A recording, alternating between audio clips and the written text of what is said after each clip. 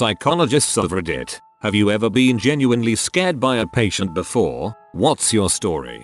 Clinical psychologist here. I used to work in a prison and did a parole evaluation for an inmate that was a high-ranking gang member in a national gang. By his account, he was the highest ranking in the state. In fact, he was placed in that prison to hold his people accountable and keep the peace. He had a long violent record and was, in my opinion, a genuine psychopath. Part of the eval is discussing the crime and assessing remorse and whatnot. He was so clinical in his description of how he tortured and left this guy to die over an unpaid debt. Live by the sword. Die by the sword was his phraseology for the act, like it was nothing. He was also very nonchalant about his ability to take care of his business while inside. I believed him. He had only spent 18 months of his last 15 years outside of prison. My recommendation was not to parole him. There were various factors that I gave, and in the end the parole board went with my recommendation. So the part that actually scared me, this was my first parole eval, was this guy's ability to affect the world outside. He could have sent someone to my house if he wanted to. I had no doubt about that. More experienced psychologists told me not to worry about it, that he knew the score and wouldn't take it personally. I had a hard time buying it. I was running a long-term offender group a few months later and he was part of it. After the first group, I pulled him aside and asked if we were good. He smiled at me and told me not to worry. I did my job and he didn't blame me for writing what I did because it was true. He went on to be a really insightful and active group member. Criminal defense lawyer here. A lot of those guys basically understand that we exist in the system, but that we're in a different role than they are. So, they might kill a guy for shorting them on cash because he's part of their world, but not be upset at the prosecutor who sends him to jail for a decade because that prosecutor isn't. It's an interesting disconnect. Therapist in training and my tutor, who is a childhood abuse and trauma specialist, tells some horror stories. The one that stood out for this question was a guy in his mid-40s who had lived most of his life with extreme paranoia that his parents were sending people to get information from him to blackmail him with. This guy was extremely unstable and was legally obligated to go to therapy after committing some petty theft because he believed his parents were tracking his money. Anyway, he'd been going for about 6 weeks and he began to talk about a plan for the future. He was kind of vague but said he had worked out a way to break free from his childhood and move forward. My tutor was apprehensive but hopeful. He had been making good progress in the previous sessions. Fast forward a week and this guy is back again. He's noticeably agitated and carrying a large sports bag. My tutor remarks that she's pleased to see him and likes his new bag. He breaks down. He confesses that he has a machete in the bag and had planned to kill everyone from his old life, starting with his therapist, so he could be free from his past, but she was very nice and would be hard to kill. My tutor politely excused herself and called the police. The guy was very compliant. He'd pretty much given up at that point, but the police confirmed he did indeed have a large machete in his bag and his car was full of bin bags. She said that was the only time she felt she was close to dying and says the moral of the story is to treat all your clients well because you never know who's plotting your murder. The moral of the story is to treat all your clients well because you never know who's plotting your murder. Good life advice not just regarding clients, but people in general.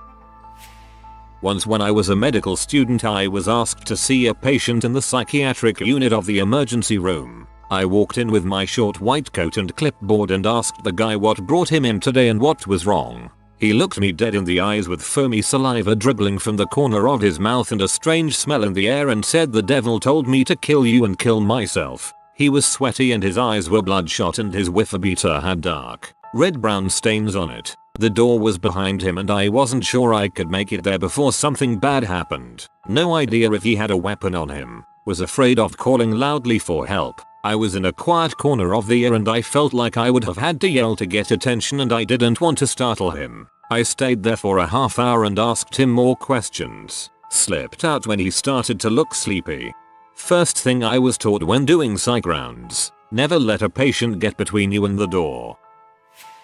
When I was studying psychology my final year, I had the opportunity to meet with convicted felons. Essentially, I sat down and spoke to a man, in his 30s-ish, who was a sexual offender. He told me he used to marry women and then rape their young daughters. Each was in the range of 6-7 years old. I listened to him explain it. It was literally my instructions not to judge them. I had to sign a waiver to not get emotional. So I asked him about the home life of those he abused. He'd say that some of the women he married had other children, and in one case there was an older sister who was 13, but he would never ever touch her. He'd drop her off at school, where he told me he was never into any of the children he saw, and take her to practice in friend's house, and while she was gone, he'd go back and rape her 6-year-old sister. He told me that it really isn't always about being attracted to prepubescent girls, it's about the dominance and power that come with having sex with them. He's being rehabilitated now though.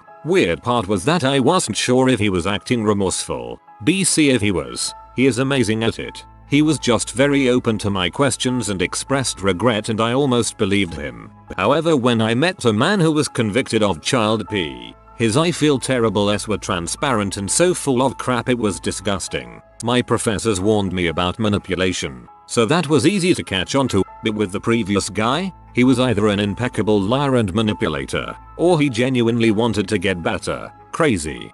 This is freaking terrifying and my blood ran cold reading it. I'm a therapist, but not a psychologist if that matters. I used to work in a facility for kids and adolescents with pretty intense behavioral issues. Even when a client was aggressive, I was usually able to de-escalate them and I generally didn't feel unsafe. In fact, most of the time I was concerned about their safety during outbursts. With one exception, I had a client that was pretty strong and prone to intense tantruming. This client was acting in a way that wasn't safe, had a plan to seriously hurt another resident I think, so I had to put them on restriction, within staff eyesight at all times. Their response was to run up to me and attempt to choke me. Luckily the staff got there in time and prevented this kid from seriously hurting me. On another occasion, this same client also took apart their curtain rod in their bedroom and swung it at my head. I dodged in time. Oddly enough, this client and I had a pretty good relationship the other 99% of the time, and I generally enjoyed working with them. I'm a teacher, and my scariest, most violent student was also genuinely charming and personable at times. Odd for sure. A few people had unpredictable anger and outbursts that could be scary at times, and once a husband brought a gun to a couple's therapy session and threatened to kill himself wife. Luckily we were able to calm the situation down, but things like that can end badly, and you always have to be aware of that possibility when emotions run high. Holy crap, that's terrifying. I'm glad no one was hurt. Had a client years ago who had recently gotten out of prison for assaulting a police officer pretty badly. The client had a volatile temper and lived in a violent family growing up. The client never got angry with me, personally. However, while talking about their family and other people in their life, the client would get so worked up with anger that I sometimes wondered if I was safe. I started pretending to be on emergency call duty in the clinic where I worked so that I had an excuse to carry a walkie-talkie with me during our sessions. Shortly after I began doing that, I terminated the therapeutic relationship and referred the client for a completely different type of treatment than what I provided. The last I heard, the new treatment method was helping the client. Clinical psychologist in training here. I've never been afraid, but my friend had a client once who made her extremely uncomfortable. Without revealing any information that could break confidentiality, I will say that he had issues with masturbating too much and not doing much else, and at one point asked my friend if they could watch P together in the next session so he could show her what he does. At another time, he talked about his masturbation habits while touching his dong through his pants a bit. Totally inappropriate behavior, obviously. This client had lots of other issues, but when these things came up, her supervisor took her off the case because it wasn't suitable for training and my friend didn't feel safe. My brother-in-law is low-functioning autistic and blind. At one point his care provider, who had worked with him for years and knew him quite well, got into a very dangerous situation with him. She had worked with him since he was smaller and had become experienced at interacting safely when he would become angry and aggressive. They had found a good balance of medication for him and she let her guard down. This time though, he was now 20 years old and 6 foot tall. In a split second, he attacked her, jumping up from the couch directly across from her chair. He was very strong and viciously aggressive. I have found myself in tough situations with him, and I'm 6'4" 225 pounds. After receiving quite a few blows from his hands, hair torn out and bites on her arms and hands, she was able to push away across the ground and get behind the couch he had been sitting on. She quickly slid the couch into a corner so that he wouldn't have a way around it easily, and she hid herself behind it and tried to be very quiet. He searched that corner of the room for over an hour, following the front and side edges of the couch with his hands, back and forth pacing until he eventually lost interest and went to play with some toys off in the corner of the room. She got out of the corner and ran for her door just as her assistant was coming to remind her that she had gone over the allotted time. My Bill is an amazing guy and I've had some awesome experiences with him over the years, but the idea of being hunted by sound like that is pretty freaky. Holy crap, every minute must have felt so long for her. Not a psychologist, but saw a breakdown in my ex that scared me senseless. He had just started meds and the meds reacted horribly with him for whatever reason. He mostly had hallucinations, but sometimes he'd black out and do activities and not remember them. He would call me screaming at 3 AM and he didn't remember a second of it. Any of it. He had hallucinations before, but they got increasingly dangerous with these meds. In particular, I think of one instance, while on the phone during an episode, he said, "I boiled some water." I asked why, as it was 3 AM, and he replied eerily calmly, "They told me I have to stick my hand in here." It was absolutely terrifying. I finally begged him to go to the hospital that following morning to ask for a medication change and he begrudgingly obliged. While he was there, he started throwing up blood and had to get his stomach pumped. Turns out, in one of his blackouts, he swallowed his entire bottle of medication. That sounds even more freaking terrifying than some of the others on here, not because you're scared for yourself but for them. Not a psych, but my dad is a retired forensic one. He's got far too many stories, but his first ever murder case decades ago as a noob was a rough one. It involved a guy who kept asking this girl out. She made it clear numerous times that she wasn't interested, but the guy wasn't having it and just kept harassing her. Finally, one day he followed her home where he stabbed her parents and the family dog to death. I don't really want to hear about any of his other cases. Head out. Good friend of mine's wife is a psychologist at a well-known prison and sees some seriously fricked up people for a living. Let's just say, Hannibal inspired her to do what she does for a living, and she's as close to Clarice as a person can probably get in real life. She is usually briefed on relevant details before she is assigned to a case. This includes court proceedings, testimonies, etc. She's heard recordings of murders and other such disturbing crap. She's tough as nails and I guess she loves psychoanalyzing scary psychos. She had to be taken off a case because she was so uneasy, disturbed, and threatened by one of her clients. Apparently this guy was either a serial rapist or murderer. She couldn't give lots of details, but he has a victim profile and she fit it. He started to behave strangely towards her, trying to converse with her and get to know her. He would write her letters and draw her pictures, and attempt to give her tokens and things. All the things he would do to his victims. Well, everything possible under the circumstances. She was so upset and disturbed by his special attention that she was even afraid at the grocery store and started to feel uneasy in her home at night. Despite the fact that this guy was locked up in a maximum security prison, she described it like a hunter-prey vibe on a really weird animalistic level. She was taken off his case and received counseling. When she told me about it, she was very honest and matter of fact. This is a hazard of the job she works. While she may talk about her patients as if they are lab rats, this was one case you could tell really got under her skin and spooked her. Not a psychologist, but I work at a psych hospital. Your first experience with a patient attempting to seriously injure or kill you is always frightening, but most of the time, at least at my workplace, it's more heartbreaking than scary. The more I hear about psych hospitals on Reddit, the more sure I am that I never want to work at one. First time getting attempted murdered. My butt. I can't imagine dealing with things like that on a daily basis. Props to people who do the good work taking care of all these poor souls.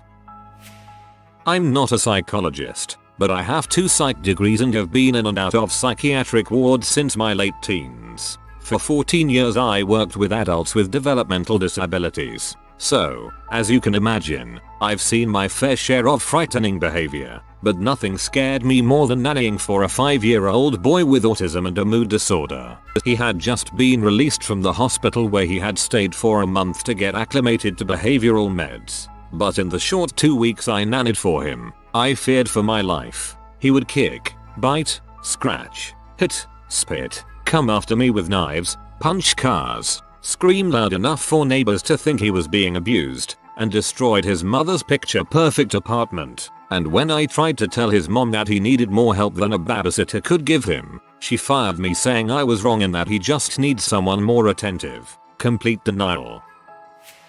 Was a drug and alcohol counselor for a while, not a psychologist. Had a client who I didn't make good progress with, and there was always something off. I sometimes ran into him at a local bar where he wasn't supposed to be. He was a court-ordered referral and staying out of places like that was part of his treatment plan. I say this because it meant he learned one of the places where I socialized sometimes. Anyway, stories he told me about weekends when he traveled away from that small town often hinted at raping women. He'd say things about how she said she didn't like me but she was really just joking and flirting. Anyway, I found a way to control her so she wanted him. Hahe. I wasn't able to pull enough detail to be positive or to gather any actual identifying information, such as exactly where he'd traveled to or what the girl's name was. But this happened several times. He was vague enough to be both scary and beyond reach. Eventually, he was moving away from the area and at his last appointment with me, he hinted that we could throw down and he would get his money's worth out of it. I watched over my shoulder until I was certain he was moved for good. Oh man, once I was psychotic, bipolar, in hospital and imagined my parents and little brother were there and I thought they came up an escalator into the hospital. Not real and my dad was about to be beaten up by these guys. I attacked the nurse trying to get to them, pushed her over, tried to pull out my catheter, and ran around looking to save my dad with nurses trying to hold me down. I feel absolutely horrid looking back because I really hurt that nurse and by the time I came to and wanted to apologize her shift had long ended and I never saw her again to say sorry. Obligatory, not a psychologist, but I used to work as an aide in a special education classroom in a middle school. The year I started, a majority of my workload was 8th grade boys and 2 of them had deeply troubling behavioral issues. One kid assaulted a girl in his class, at school, in front of a bunch of other kids. He actually got arrested for it, but the school couldn't expel him because of his disability. For the rest of the year, he was forbidden from being anywhere, including the lunchroom, with her. I spent a lot of time essentially babysitting this kid, and because he didn't give a frick about school, he did practically nothing during his time in the resource room. The last I heard, he'd been arrested again for breaking into someone's house and stealing a handgun, but the one who scared me was completely antisocial, to the point of threatening to hurt himself or others when a field trip or school assembly was coming up. We eventually had to tell his parents in advance so they wouldn't bring him to school. He talked about death constantly, all while extremely medicated, so it was a very muted, mumbled, and through 1,000-yard stare with spittle coming from his mouth. One of the teachers was pregnant. She wasn't his teacher, but he knew who she was, and one day he asked me would Mrs. X's baby live if someone ran her over in a car. I told him I didn't know and tried to change the subject. Then he asked what if someone cut her stomach open? What if they stabbed her? What if she had been dead for a while and no one found her? This really freaked me out, and I had to report it to the SPE teacher. When I told her, she said he had asked her and other students the same thing and scared the crap out of them. She said the pregnant teacher had been advised to avoid him, in case he did or said anything to upset her. Not being able to kick a kid out because of their disability is absolute bulls and is endangering people. Schools are supposed to be a safe environment and crap like this really ducks that up.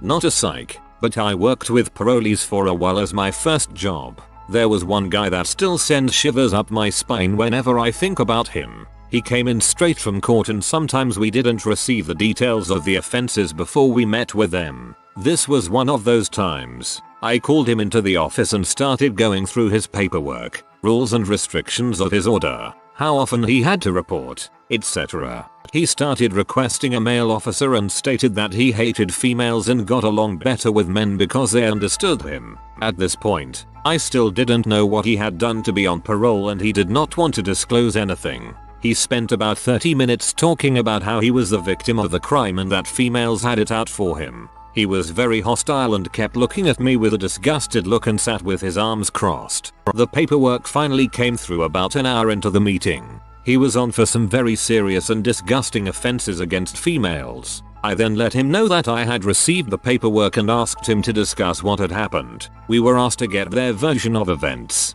It was like something switched and he suddenly became very happy and almost proud of what he had done. He kept standing up and acting out what he had done in detail while smiling the whole time and asking me what I thought of it all. Without going into detail about his offenses, it was very graphic and hard to hear, and the fact that he appeared to be so proud of it was just chilling. He also kept asking whether I thought he was the victim of the crime and at one point asked me if I had any contact numbers for victim compensation for himself. Towards the end of the meeting, he was trying to charm me and kept asking me what time I was finishing work and whether I was parked nearby. I left with a group of my colleagues that day. He ended up back in jail about a month later, and while I am all for rehabilitation of offenders, I sincerely hope he stays in there.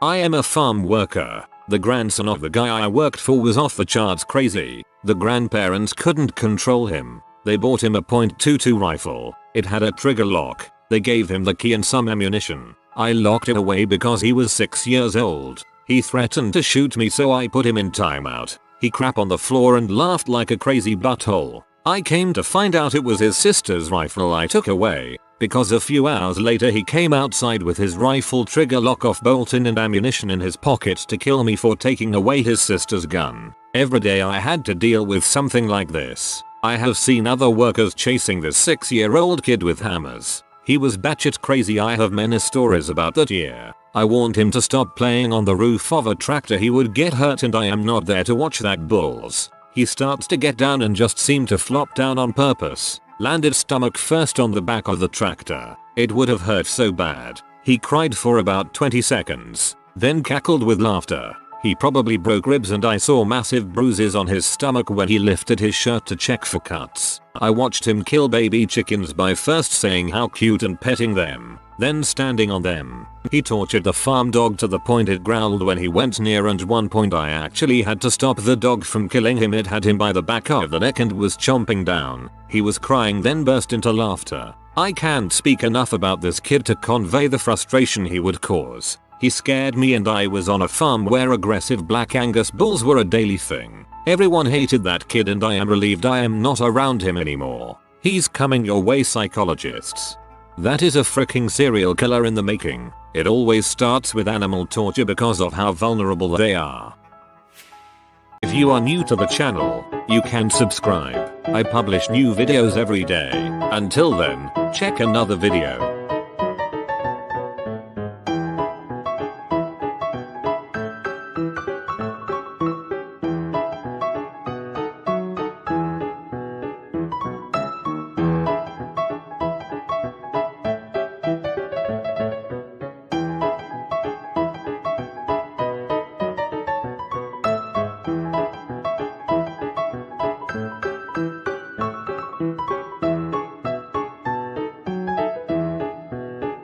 Bye for now.